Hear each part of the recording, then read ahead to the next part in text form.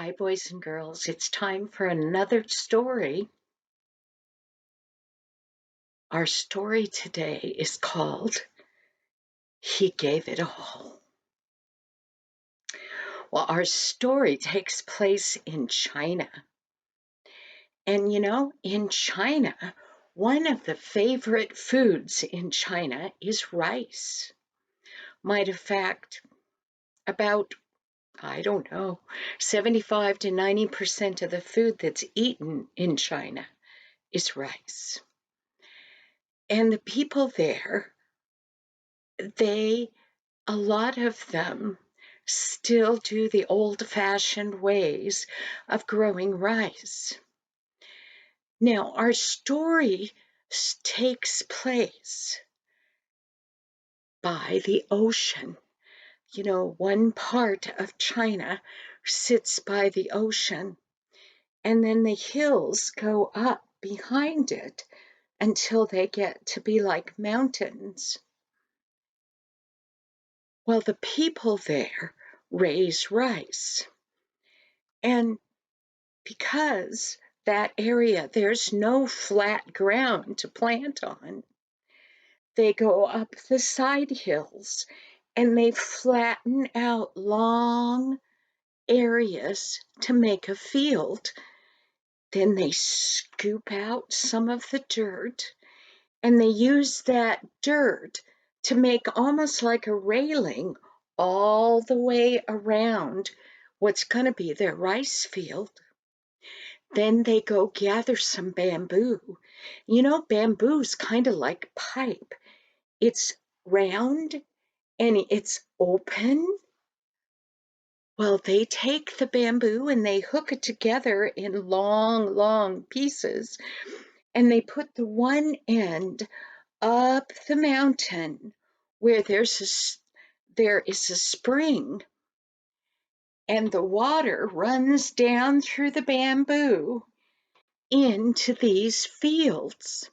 Well, because they have this edge all the way around it, the water fills it up, kind of like you'd fill up a swimming pool, but it's not real deep. Then when they get enough water in it, they plug up the hole. And earlier in the year, they have planted a smaller field with lots and lots of rice. And that rice will be about this tall now. And they'll go down in that muddy water and they pull out all those little rice plants. And they take those bundles of rice plants with their little dirty roots hanging down, and they take them to this new big field. And the ladies, they pull up their skirts and they tie it up, and barefooted, bare-legged, they walk into those fields, into that mucky, muddy water, and they bend over and they start planting. They take one little piece of rice, one little plant of rice, and they poke it down into that mud. And you ought to see how fast they can plant. Those fields are big, but everybody comes out and helps, and they get the fields all planted. Well, they keep it wet as it's growing, as the rice plants are growing. Well, when the rice plants start and they have their rice, wheat, their stalks come up like this and the wheat is growing up here.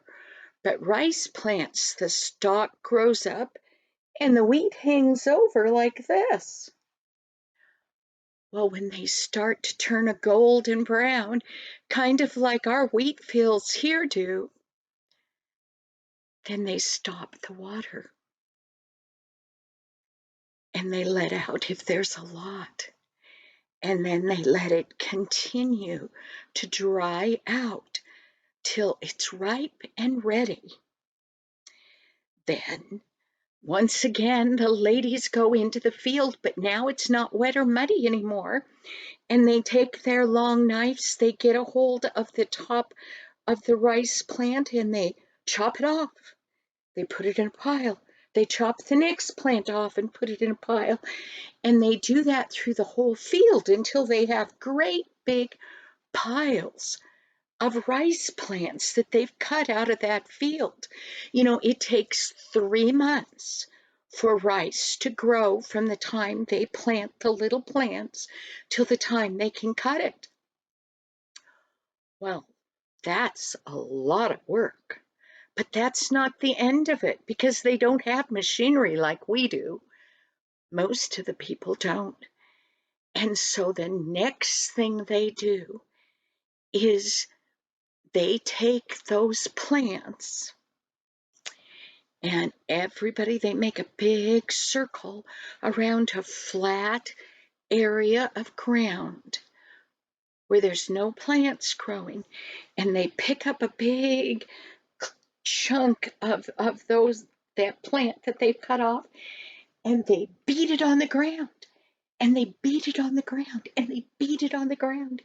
And every time they beat it on the ground, the little rice come out. Well, when they can look and see that they've got all the rice out, they throw that into a pile, and those big piles will be burnt up. Well, then they have this big pile of just rice, but it's dirty. It has leaves and it has little pieces of the rice stems. It has all kinds of things in it. So the people get around the edge of that great big place where they had beat out all the rice and they take their shovels and they scoop up a shovelful of that rice. And if you've ever been to the ocean, you know it's windy around there. Well, they take that and they throw that rice up in the air, and the wind blows away all the little leaves and sticks and all that stuff, and down comes the rice. Well, then they gather up all that rice and they put it in bags. And that's what they have to eat. Each family has their own rice that they keep for all winter long and the rest of the year so they have food to eat. Well, now that you know about the rice, our story can start.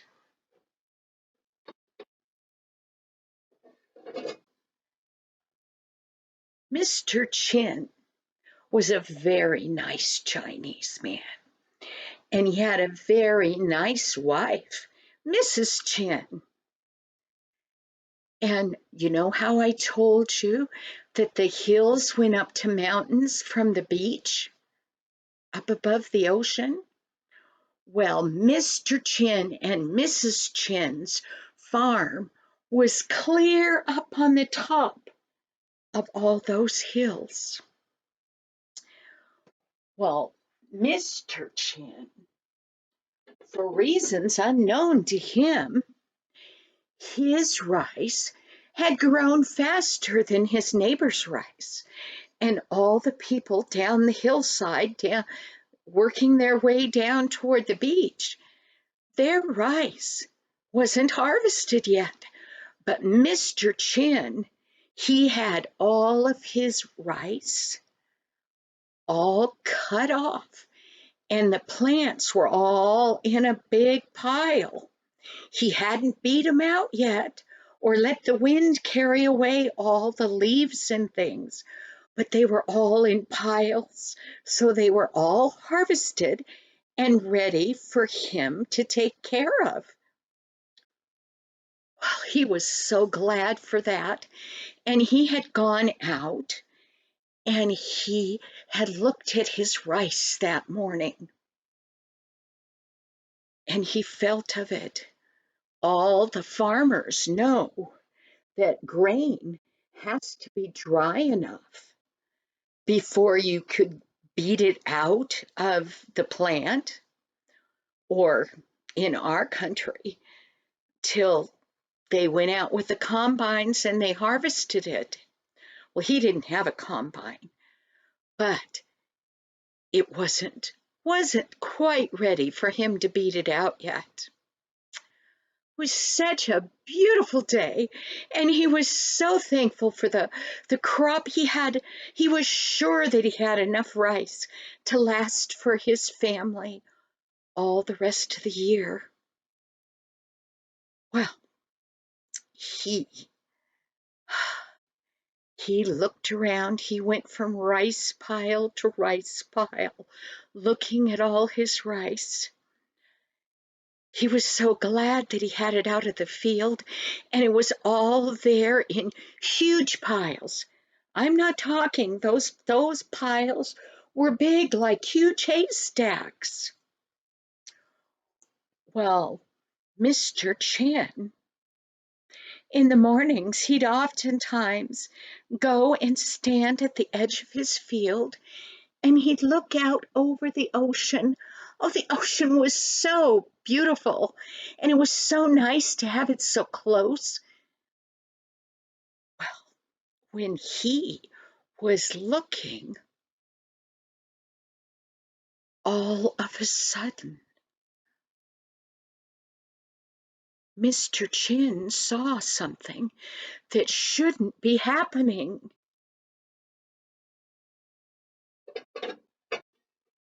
What could it be? He looked out there again. Am I seeing right?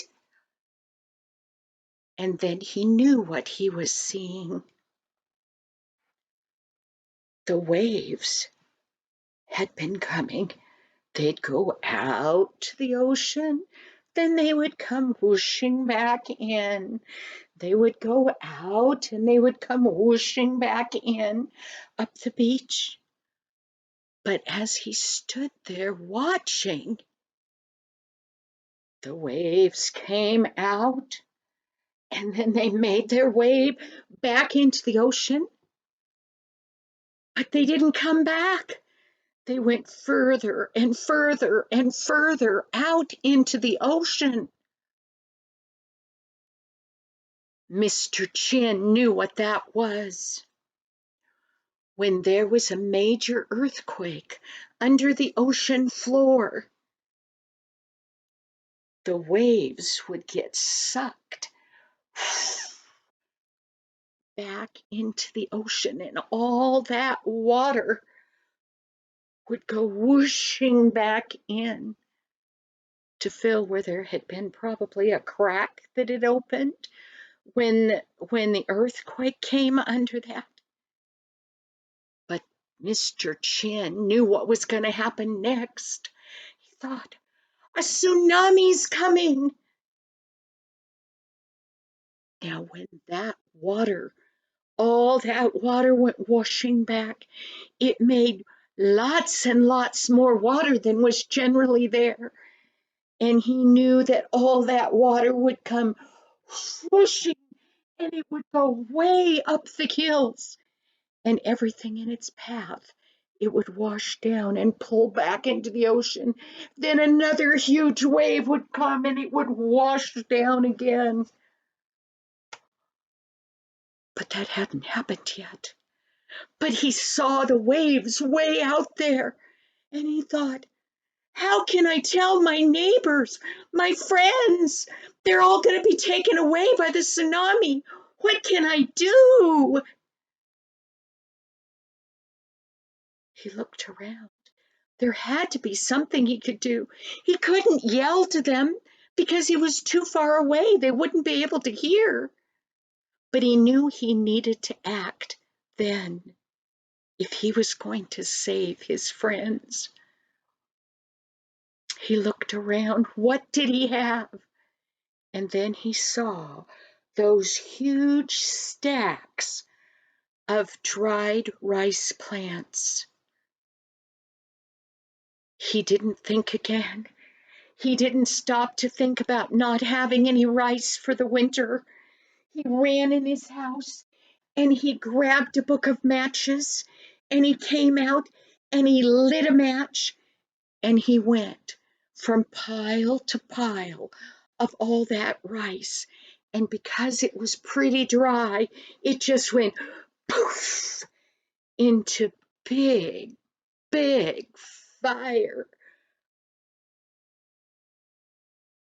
Well, down below, the people were busy. They were in their own fields working on their rice, doing what they always did. Well, Mr. Chin, he looked down, and they hadn't seen it yet. They hadn't seen the fire. He ran up the hill to the little bitty temple that was up above his house. And in the top of the temple, there was a big bell. And he climbed up the stairs up into that, where that bell tower was, and he started ringing that big bell.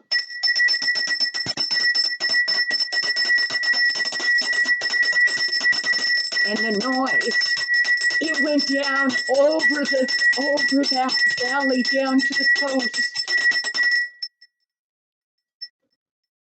And the people heard the bell, and they looked up and they saw the big bonfires, and they said, "Oh no, Mr. Chin's farm's on fire! Fire, fire, come on!" Well, everybody started running up the side hill. Fire! But when they got, they saw that it was Mr. Chin's rice. Then they turned around because they heard an awful noise. And here was these huge waves rushing up the side of the mountain, right where they had been, and washing back down into the ocean again, and back up again, each time taking with them everything in their path. Then the people, they looked at the rice, and they looked at the tsunami, and they said to each other, "Look what he gave for us. He lit his rice on fire so that we would see it and run. He saved us. He gave all of his rice for us." Well, boys and girls, do you know there is somebody else that gave even more than his rice for you and me, for the people that live here in North Dakota where I live, for the people back in California, the people in New York, the people in Texas, all the people all over the world. And do you know who that is? God the Father looked down at our earth a long time ago, and he saw that we kept doing bad, bad things. And the only way to fix sin, which is bad stuff that we do, was somebody to die for the people that had sinned, which was us. And God, he thought, what can I give? Well, somebody had to die for them. And you know what? He gave us his son, Jesus, to die. And Jesus came here and lived here, just like you and me. But he didn't do bad things. And finally, bad people killed Jesus. But that was all that was needed to save you and me from all the bad things that we do. Now all we have to do is ask Jesus to forgive us, and He will. And do you know what? God the Father and Jesus gave everything for you and me to save us, not to save us from a big tsunami, but to save us from sin. Do you know someday, very soon, Jesus is going to get to come get us because He saved us. We belong to Him. And He loves us so much, He's going to come back and He's going to take us back with Him to heaven to live with Him forever. Aren't you glad that Jesus gave it all for us? Thank you, boys and girls. I will see you next week. Bye-bye.